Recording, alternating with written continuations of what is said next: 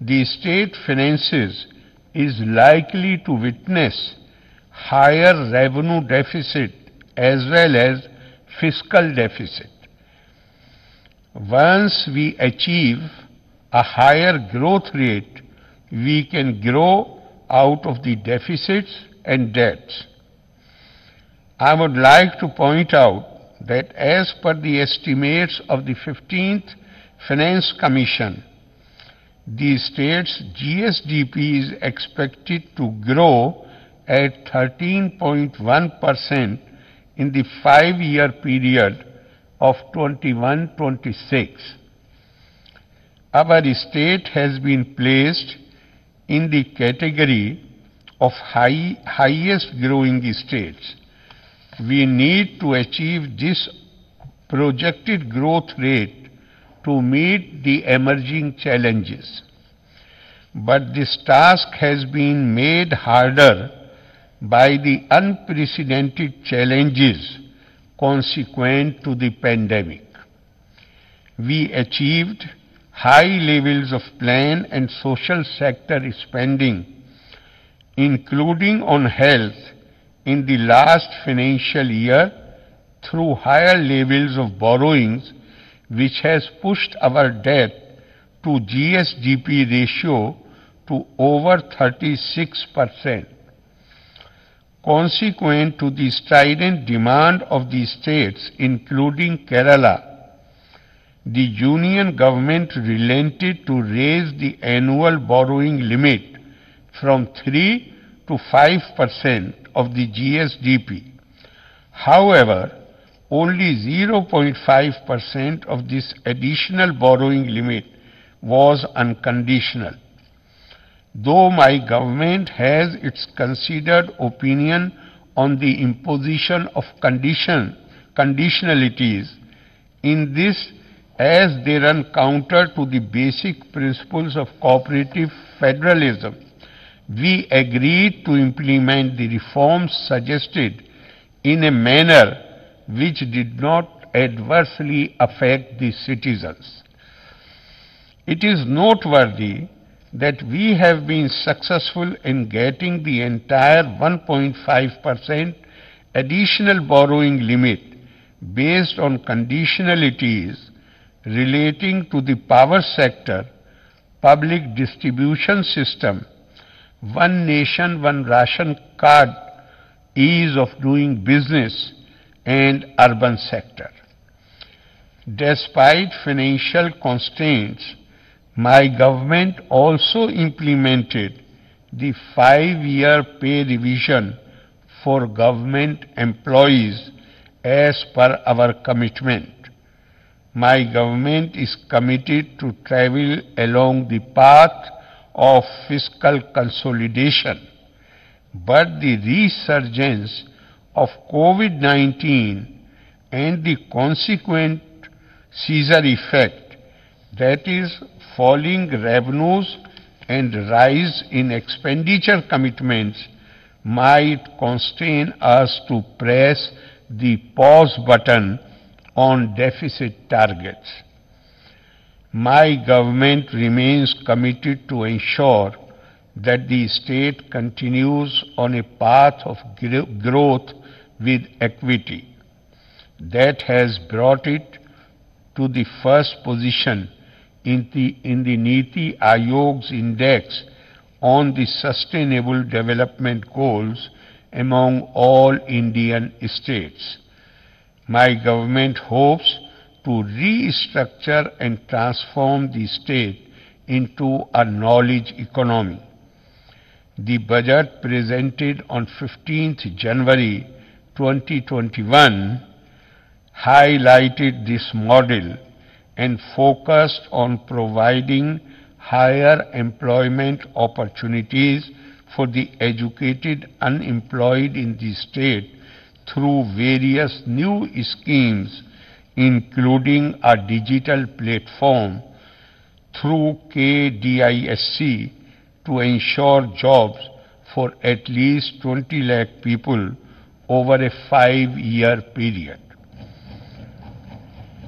The budget had also proposed higher levels of investment in higher education, in the digital economy, and in setting up centers of excellence in higher education in the state.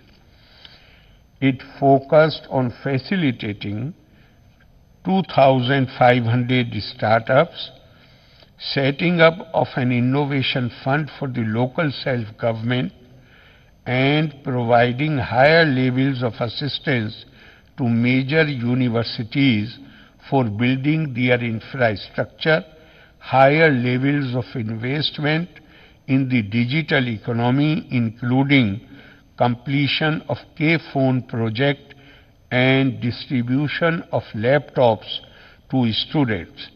These initiatives will transform Kerala's economy.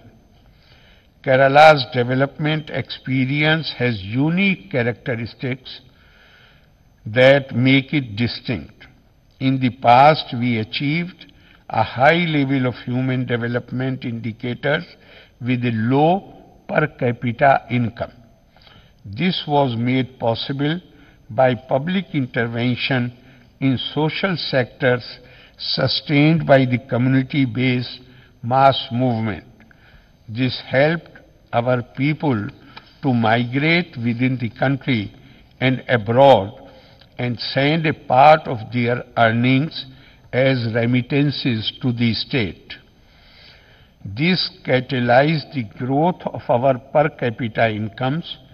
Presently, our per capita GSDP is 60% higher than the national average. As already mentioned, Kerala not only ranks first in Sustainable Development Goals, India Index of the Niti Aayog for 2019, it also tops the Devolution Index across all states with regard to devolution of funds, functions, and functionaries to local self-governments. However, Kerala's development experience faces two key challenges which cannot be lost sight of.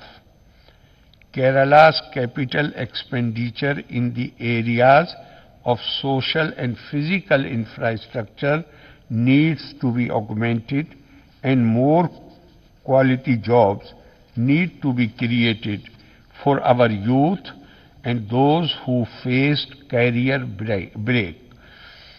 It is to meet these twin challenges that my government created a dedicated and unique investment agency named Kerala Infrastructure Investment Fund Board for ensuring adequate investment in both social and physical infrastructural sectors. This has also been supplemented by attracting support from multilateral and bilateral donors for the Rebuild Kerala initiative to create climate-resilient infrastructure in the state. Our budget has manifold schemes for tackling the second major challenge of providing employment. I now turn to the details of the schemes and programs of the different departments, their notable achievements, and their plans for the future. Agriculture Development and Farmer Welfare Department. All Krishi Bhavans in the state will be converted to smart Krishi Bhavans. Research findings of scientists from Kerala Agricultural University and allied sector institutions will be fully utilized for increasing the production potential of crops in the state. My government is committed to raise farmers' incomes by 50% in the next 5 years. Value addition will be strengthened for this purpose by agro-processing and marketing and establishing new small-scale food processing industries and agro-parks. The production of vegetables in Kerala will be increased to attain self-sufficiency in vegetables during the next 5 years. The production of planing materials will be doubled during the next 5 years, and the availability and distribution to farmers will be done through online portal. New nursery law will be enacted to ensure the quality of planting materials supplied to farmers. The base price of crops included in the base price program will be enhanced every year, and more crops will be included in the program. For improving and creating awareness among the public about public health, new nutrition garden will be established. For enhancing the paddy cultivation, block level monitoring committee will be formed. New block level call centers will be established. Opportunity of urban farming will be explored. Animal Husbandry and Dairy Development Department. As part of the comprehensive reorganization of Animal Husbandry Department in a farmer-friendly manner, round-the-clock veterinary services will be extended to all the 77 taluks. A new center of excellence in goat will be made functional at Parasala in Thiruvananthapuram district under the National Livestock Mission. To ensure optimum milk production and reproductive capacity, the calf rearing scheme will be expanded in scope and coverage. The employment opportunity in animal husbandry and dairy sectors will be increased by 50% by providing assistance to farmers through Animal Resource Development Scheme. Value addition to make milk-based products will be focused upon. Ambulances will be provided in all 152 block panchayats for doorstep veterinary service to farmers. Kerala State Dairy Management Information Center will be established as a repository for accessing information and data by all stakeholders. Ayush Department. Through 1,206 specialized Ayur Raksha clinics under the Department of Indian System of Medicine and Ayurveda Medical Education, Ayurvedic preventive medicines were distributed to quarantined people, those at high risk and senior citizens.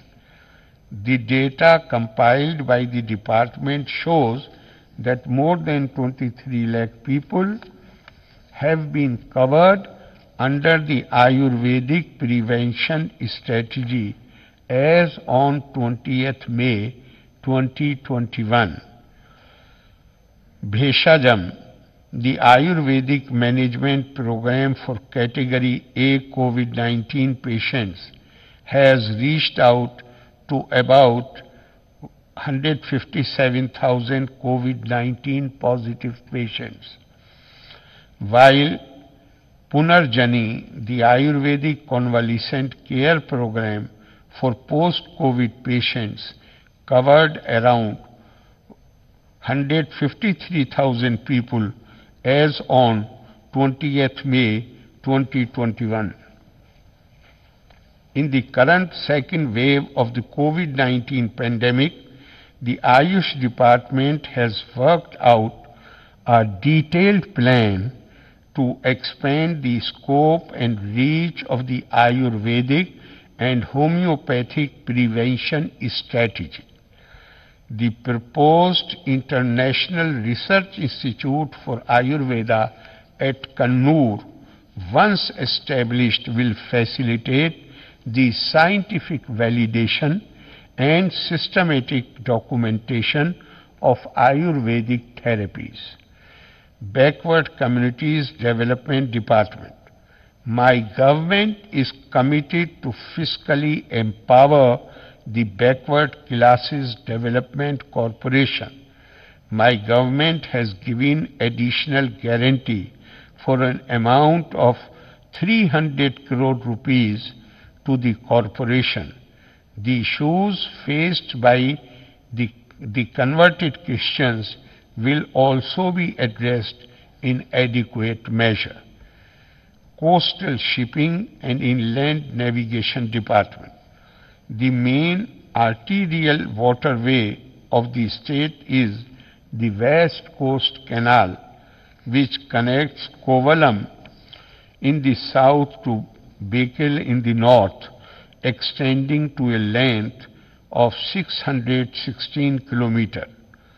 The development of West Coast Canal and the proposed new canal formation are envisaged in 3 stages: improving the basic amenities and enhancing the standards of state waterways commensurate with the standards of national waterways, and improving the cargo movement by facilitating up to 500 tons are the targets envisaged in the 3rd stage by the end of 2025. Cooperation Department. The recent policies of the central government have been retrogressive as far as the cooperative sector is concerned. However, my government will continue its efforts to strengthen cooperative sector. 25 cooperative societies will be formed in the state for young entrepreneurs and service providers to attract more youth to cooperation. A paddy cooperative society with state-wide jurisdiction will be formed, and 2 modern rice mills in the model of Palakkad rice mill will be established. A society for artists, musicians, performing artists, dramatists will be formed in the model of Sahitya Pirvartaka Sahkarana Sangathan.